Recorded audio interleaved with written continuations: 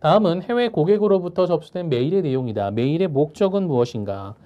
We are supposed to explain to you about the current market situation here in Hong Kong. Your competitors finally announced further price cut by 5% last weekend. 자, 우리 현재 어, 여기 이제 홍콩이죠. 홍콩의 현재 시장 상황에 대해서 알려주기를 원합니다. 귀사의 경쟁자들이 다음 주부터 5%의 가격 할인을 제공하겠다라고 최종적으로 알려왔습니다. As we have already made the contract for May shipment order, you may perform it as agreed. 자, 5월 선적분에 대해 이미 계약을 체결했기 때문에 귀사는 계약대로 이행하셔도 됩니다. We, however, strongly urge you to adjust your price from the next order. 당사는 귀사에게 다음 주문부터 가격 조정을 해주실 것을 강력하게 촉구드리는 바입니다. We hope to receive a favorable reply from you as soon as possible. 조속한 답변을 기다립니다. 어떤 내용이죠? 그렇죠. 가격 할인을 요청하는 거죠. 귀사의 경쟁사들이 다음 주부터 5%의 가격 할인을 요청을 했는데 우리가 이미 5월달 선적분에 대해서는 계약했으니까 요거는 그냥 넘어가고 그 다음 선적 주문부부터는 경쟁자들과 같이 가격을 좀 할인해 달라라는 요청을 하는 내용이 됩니다. 그렇기 때문에 여기서는 4번 Reduction of Price라고 볼 수가 있겠죠. 자, 1번은 시장 정보, 2번은 선적 지연, 3번은 비용 절감이라고 볼 수가 있겠습니다. 요 표현도 좀 시험이 자주 나오는 편이에요. 자주 나오는 문장이기 때문에 이것도 좀 기억을 해주시면 좋겠습니다. 다음 서신을 작성한 목적은 무엇인가? Dear Sir, we received a shipment of the 2000 set of desktop case shipped by as Rome 0007W, but deeply regret to inform you that 10 cartons of your shipment were damaged. 우리는 AS 로마를 통해 데스크탑 케이스가 컴퓨터 케이스예요. 컴퓨터 케이스 2000세트를 받았으나 귀사의 선적품 중 10상자가 손상되었음을 발견하였습니다. The case were broken and the protective package were torn. 케이스는 파손이 되었고 보호 포장은 찢어져 있었습니다. We think the packaging of the product were not strong enough to withstand long distance transportation. 당사의 생각으로는 제품의 포장이 장거리 운송을 견디기에는 부족했던 것 같습니다. 충분히 튼튼하지 않았던 것 같습니다. It's clear that we have the right to claim damages for 10 cartons, and I would like to ask you to respond to your prompt handling of this. 당사가 10개 상자에 대한 피해 보상을 청구할 권리가 있다는 것은 분명하며 이에 대한 귀사의 조속한 처리에 대한 답변을 부탁드리는 바입니다. 1번 Guide to the arrival of cargo 화물 도착 안내 2번 Claim of damage to goods 물품 파손에 대한 클레임 제기 3번 Thanks for arriving on time 정시 도착에 대한 감사 Request for return of damaged goods 손상된 물품, 파손 물품에 대한 반송 요청. 어떤 내용이죠? 10상자의 컴퓨터 케이스가 파손이 이루어졌기 때문에 그에 따라 손해배상 청구할 권리가 있다라고 설명을 하고 있죠. 그렇기 때문에 여기서는 손상된 물품에 대한 손해배상 청구, 클레임 제기라고 볼 수가 있겠습니다. 자, 5번째 유형 한번 보겠습니다. 영문 표현에 대한 내용을 묻는 문제가 출제가 되는데요. 유사한 의미를 가진 문제라든가 또는 접속사라든가 또는 전치사라든가 번역이 똑바르게 되어 있지 않은 것이라든가 그래서 주로 문법과 관련된 문제가 한 문제 내지 두 문제 정도 이렇게 출제가 되고 있습니다. 그래서 그러한 내용들 어떻게 출제가 되고 있는지 여러분이 좀 한번 주의 깊게 보실 필요가 있어요. 보통은 나오는 게 그 전치사라든가 아니면은 능동태와 수동태 관련된 문제 이런 것들 관련된 문제가 좀 자주 나오고요. 그리고 현재 완료라든가 뭐 현재 완료 진행형이라든가 현재와 과거를 구분할 수 있는 시제와 관련된 문제가 출제가 되기도 합니다. 그래서 그런 것들만 좀 주의 깊게 한번 보실 필요가 있어요. 물론 우리가 앞에서 다루었던 rise나 raise와 같은 타동사와 자동사를 묻는 문제가 출제가 되기도 합니다. 그래서 이런 부분들은 기출 문제 많이 보셔서 풀어보시면 돼요. 그리고 어차피 대부분 다 영어 공부 조금씩 하시잖아요. 그렇기 때문에 그런 문제로 그런 뭐 토익이라든가 이런 것들로 여러분이 그냥 대체하셔도 무방합니다. 다음 문장과 유사한 의미를 가진 것은 Our offers open until June 20th, 2021. 당사의 청약은 6월 20일까지 유효합니다. 1번 Our offer expires on June 20th, 2021, but subject to our confirm. 당사의 청약은 6월 20일에 만료되지만 최종 확인 조건부 청약으로 합니다. 우리의 확인을 조건부로 합니다. subject to our confirm이라고 하는 것은 결국은 최종 확인 조건부 청약이라는 의미예요. 그런데 위에 나와 있는 박스 안에 있는 내용 Our offer is open until 20th 이런 표현이 나와 있다는 것은 얘는 확정 청약이에요. 그렇죠? 확정 청약은 어떻게 됐죠? 취소 불능이라는 표시가 있거나 또는 유효 기일을 명시하는 경우를 우리가 확정 청약이라고 이야기를 해요. 그런데 subject to our confirm이기 때문에 얘는 최종 확인 조건부 청약이 되는 거예요. 얘는 조건부 청약이기 때문에 확정 청약으로 볼 수가 없는 겁니다. 그렇죠? 자, 두 번째, Our offer is valid until 20th, June 2021 and irrevocable unless otherwise agreed. 달리 합의되지 않은 한 6월 20일까지 취소 불능입니다. 자, 말씀드렸죠? 확정 청약은 취소 불능이거나 유효기일을 표시하거나인데 여기서는 취소 불능이라는 표시를 하고 있기 때문에 확정 청약임을 알 수가 있어요. 자, 세 번째 보시면은 달리 표현되지 않는 한 취소 가능이다. 2번, 3번 비교해서 보시면 되겠죠? 그렇기 때문에 틀린 거예요. Our offer is free. 확정 청약이 아니에요. 자유 청약이에요. 그렇죠? Our offer is not bound until 20th, June 2021, but irrevocable unless otherwise agreed. 자, 여기서도 not bound잖아요. 결국은 자유 청약을 의미하는 것으로 볼 수가 있잖아요. 6월 20일까지 구속되지 않는다. 유효기일이 6월 20일이 되지 않는다. 이런 뜻으로 표현을 하고 있기 때문에 틀린 표현이 되는 겁니다. 그렇기 때문에 이번 내용이 확정 청약으로서 유사한 의미를 갖는다라고 볼 수가 있어요. 다음 영어로 번역한 문장 중 어색한 것은 귀사가 다른 회사들처럼 가격을 10% 할인해 주시면 귀사의 청약을 수락하겠습니다.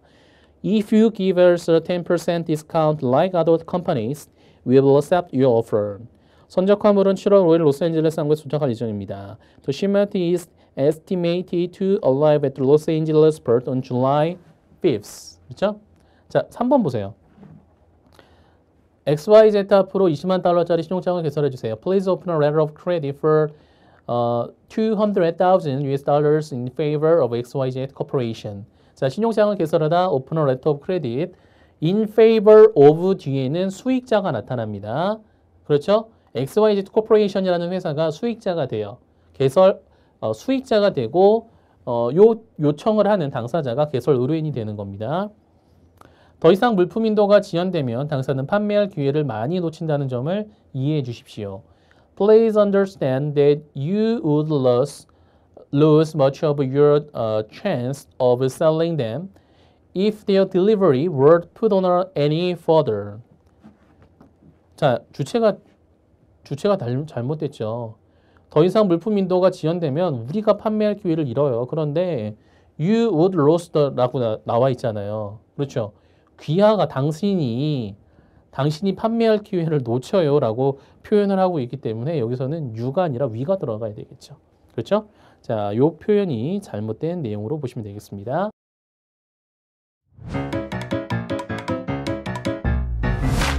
에듀윌 유료 회원만의 남다른 서비스.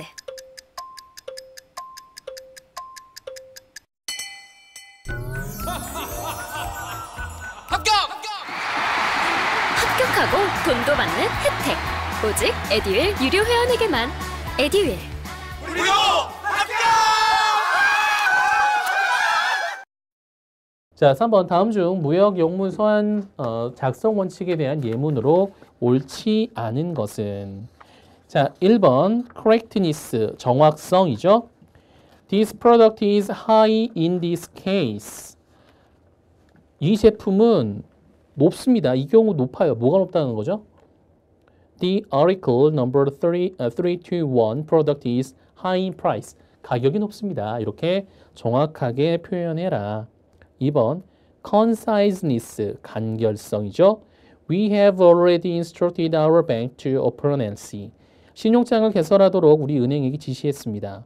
According to the contents of the offer, we have already instructed our bank to open NC. 오히려 더 길어요. 이게 더 깔끔하죠. 이게 더 간결한데 오히려 막 길을 설명을 쭉쭉 하고 있기 때문에 이번의 내용은 오히려 잘못된 설명이다 라고 볼 수가 있어요. 3번은 예의성에 대해서 이야기를 합니다. We are requested to reply immediately without fail. 즉시 회신하도록 요구됩니다. Your prompt reply would be highly appreciated. 조속히 답변해 주시면 감사하겠습니다. We have your recent order clearly. 자, 명료하게 바꾸려면 We have your order KM123 of 10th June 2021. 이런 식으로 표현하는 것이 더 정확하다. 그렇죠? 명료하죠. 최근에 받았습니다 보다는 정확하게 언제 받았다라고 이야기하는 것이 더 정확하다라는 겁니다. 신용장의 유효기일을 명시한 영문 표현으로 적절한 것은? 1번 Draft must be presented for negotiation later than 11th February 2021. 보세요. 환어음이 매입을 위해서 제시되어야 합니다. 2021년 2월 11일 이후 날짜로 11일 이전에 매입을 위해서 제시되어야 합니다. 자, 1번 같은 경우는 정확하게 환어음에 대한 만기가 언급이 되지 않아요. 그렇죠. 그렇기 때문에 여기서는 later than이라는 그 표현보다는 not later than이라는 표현을 써야 돼요. 그렇죠?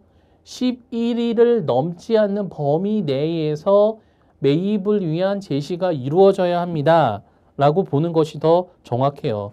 여기서는 이 표현은 2월 11일 이후잖아요. 11일 이후에 매입을 위해서 제시하여야 합니다. 11일 이후 날짜를 적어놨기 때문에 여기서는 정확하게 표현을 하려면 not later than이라고 해서 2월 11일 범위 내에서 2월 11일을 초과하지 않는 범위 내에서 매입을 위한 제시를 요구해야지만 더 정확한 표현이 되는 거예요. 자, 2번 Draft must be presented for negotiation on or before. on or before라고 하면 어떻게 되는 거죠? 어떻게 되죠? 해당 날짜를 포함하는 겁니다. 그래서 2월 11일까지 또는 그 전 날짜까지, 그러니까 아무리 늦어도 2월 11일까지 매입을 위해 환어음을 제시하면 됩니다. 라는 뜻이에요. 자, 그 다음에 신용장의 유효기일과 관련돼서 expires 뒤에는 by나 to가 나오지 않아요. on이 나옵니다. expires on 이런 표현이 나와야지만 정확한 표현이 되겠습니다. 어떻게 보면 이제 1번, 2번 같은 경우는 이제 신용장의 유효기일이라기보다는 이제 환어음의 그 결제일자인데 결국은 뭐 환어음도 신용장의 유효기일 이내에 이제 서류를 제시를 해야 되기 때문에 그냥 그러한 취지로 이렇게 같이 내본 거예요. 좀 이해를 좀 해주세요. 자, 5번 보겠습니다. 다음 중 짝지어진 두 문장의 의미가 서로 다른 것은? We are returning the damaged good at your expense. 귀사의 비용으로 손상된 물품을 반송하겠습니다. We are shipping back the defective goods at your cost. 같은 개념이죠. 귀사의 비용으로 불량품을 선적하여 돌려보내겠습니다. We urge you to take steps without hesitation to make the most of this order. 당사는 귀사가 이 주문으로 주문을 최대한 성사시키기 위해 지체 없이 조치를 취해 주시기를 촉구합니다. We advise you to give us positive reply without delay to take full advantage of this offer. 당사는 귀사가 이 청약으로 최대한 이익을 얻을 수 있도록 지체 없이 긍정적인 답변을 주시기를 공고드립니다. 3번 We have not yet received your advice of shipment. 당사는 아직 선적에 관한 통지를 못 받았습니다. 선적 통지를 못 받았습니다. We have not yet given your notice of shipment. 당사는 아직 선적 통지를 하지 않았습니다. 받지 못했습니다. 하지 못했습니다. 라는 내용이기 때문에 다른 내용으로 볼 수가 있겠고요. 자, we are writing to open an account with you. 귀사와 거래하고 싶습니다. Please allow us to express our hope of opening an account with you. 기사와 거래하고 싶은 마음에 대해서 알려드리고자 합니다. 결국은 둘 다 거래하고 싶습니다. 라는 뜻이 되겠죠? 정답은 여기서는 3번이 되겠습니다.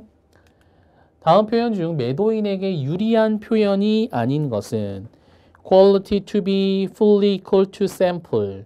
품질은 샘플과 fully, 완벽하게 일치하여야 한다. 누구한테 유리하죠? 매수인한테 유리하죠.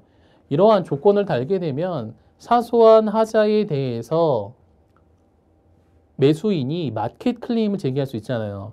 사소한 하자를 가지고 평상시에는 클레임을 제기하지 않을 사항에 대해서 사소한 하자를 가지고 대금 지급을 거절하거나 또는 물품 인수를 거절하기 위한 목적으로서 이러한 조건을 사용을 할 수 있다는 거예요. 그렇기 때문에 매도인 입장에서는 품질과 관련돼서는 2번, 3번, 4번으로 쓰는 게 더 유리하다라고 볼 수 있다는 거죠. Quality to be considered as being about equal to sample. 대략 유사하게 이런 의미로 사용을 해달라는 내용이죠. Quality should be similar to the sample. 샘플과 유사한 품질이면 된다. Quality should be as per the sample. 견본과 유사하여야 한다. 그래서 이러한 표현으로 쓰는 게 낫지 완벽하게 일치하여야 한다. 그러한 표현 같은 경우는 공산품 같은 경우에는 어느 정도 쓸 수 있어요. 공장에서 동일한 물건을 찍어내기 때문에 사용 가능하지만 비규격품인 경우, 뭐 인형이라든가 이런 것들 있죠. 공산품이라기 보기는 조금 어려운 것들, 품질이 조금씩 달라질 수 있는 것들은 가급적이면은 이런 표현을 쓰는 것보다는 이렇게 유사한, 비슷한 그러한 표현을 쓰는 것이 마켓 클레임을 방지할 수 있는 큰 방법이 된다. 이렇게 볼 수가 있겠습니다. 자, 우리 무역 영어까지 지금 교재 전체를 다 살펴봤습니다. 전체 강의를 따져보면은 본 강의만 한 72강 정도 됐고요. 그리고 기타 기출문제 그 해설도 있고, 그리고 4강으로 압축 강의한 것도 있고, 그리고 20강으로 압축 강의한 것도 있어요. 그래서 강의 수만 따졌을 때는 뭐 거의 한 90강이 넘죠. 그렇죠?